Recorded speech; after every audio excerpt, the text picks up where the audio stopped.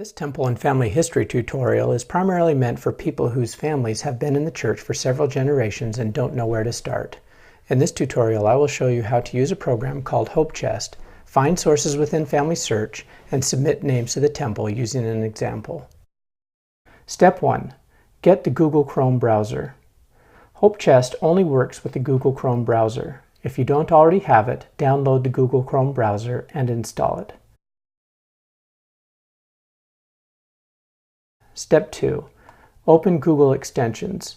Open the Google Chrome browser. In the upper right-hand corner, there is a green up arrow. Hold your mouse over the More Tools line, which will bring up another menu. In that menu, click on Extensions. Step 3. Add Hope Chest extension.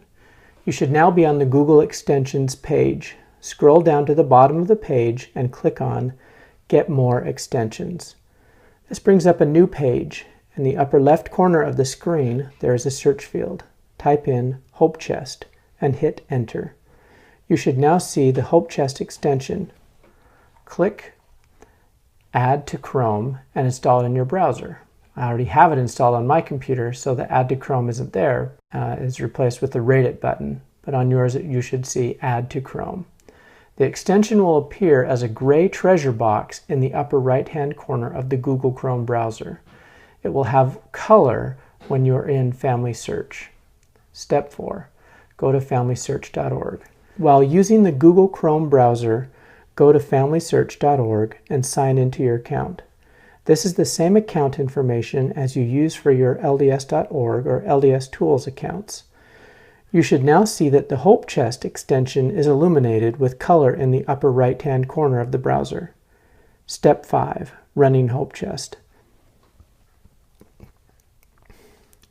After you've signed in to FamilySearch.org, click on Family Tree. I am going to perform a descendants search. I will go as far back as I can on my Campbell line in fan chart mode. Then I will use landscape mode to perform the Hope Chest search.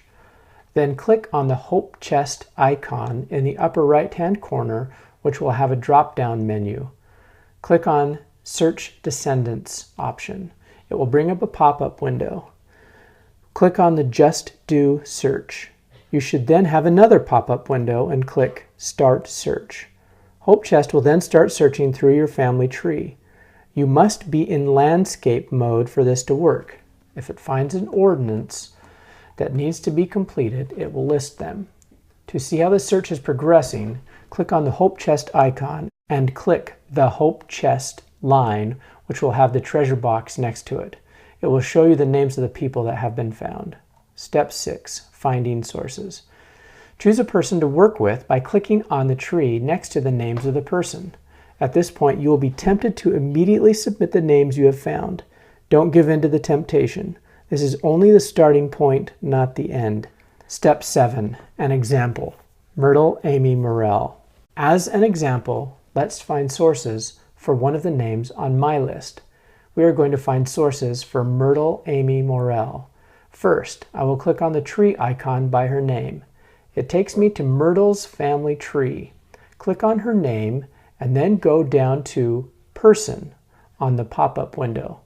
This will take you to the Myrtle Amy Morell person page. Click on View My Relationship. I can see that I am related to her by marriage through my maternal grandfather. Then, go to the Tools window and look up possible duplicates. This makes sure that you are not redoing the work for the same person, but with a different ID number. For Myrtle, we find no duplicates, which is a good sign that we can proceed. Next, let's go to the Family Members section. This shows that there are no records of siblings or parents for Myrtle. Now check the existing sources. Myrtle's sources include the 1930 and 1920 census records. These records have identified her spouse and children. Step 8. Finding sources for Myrtle Amy Morell. Now let's look for additional sources. Go to the Search Records section and click on Family Search. The 1900 census record has a good match for her name, birth, and residence. In addition, there is quite a bit more information to be found in this record that is currently not showing in Family Search. So, let's click on her name. This opens up a window below. You can immediately go to Attach to Family Tree, but there is information in the census record that is not shown in the digital version. This column shows that Myrtle's father, Thomas, was born in Wisconsin and that Thomas's parents were born in Maine. This census contains a lot of information, including the number of children that Myrtle's mother has had and how many are living. She gave birth to 6, but only 5 are living. However, only 4 are living with them at the time of the census, meaning one of them has moved out. This means that the 1880 census may have the names of the other children not shown. Write this information down in your record book. You can print this document or save it in a file. Now let's attach this record to the family tree. Let's add and compare each of these records. We go name by name and attach each of these to the family tree.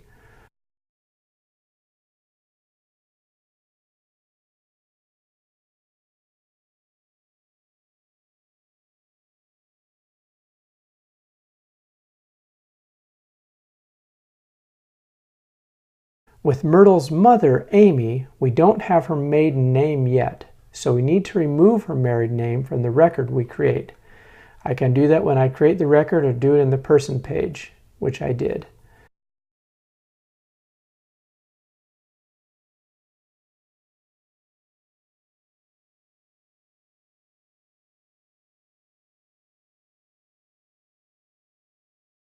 Frequently, when adding names to a record, Family Search will show records that already exist, such as the case for Marion Mead Morrell.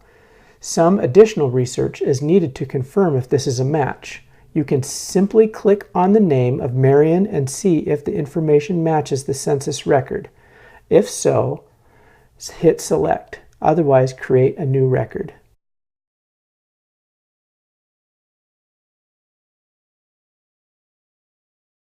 Finally, we return to the family tree. We then repeat this process to get 3 or 4 records. Step 9, submitting names. Now that we have found several sources and in the process found several new names, we are ready to submit Myrtle's name to the temple. Click on the Ordinances icon and then Request Ordinances.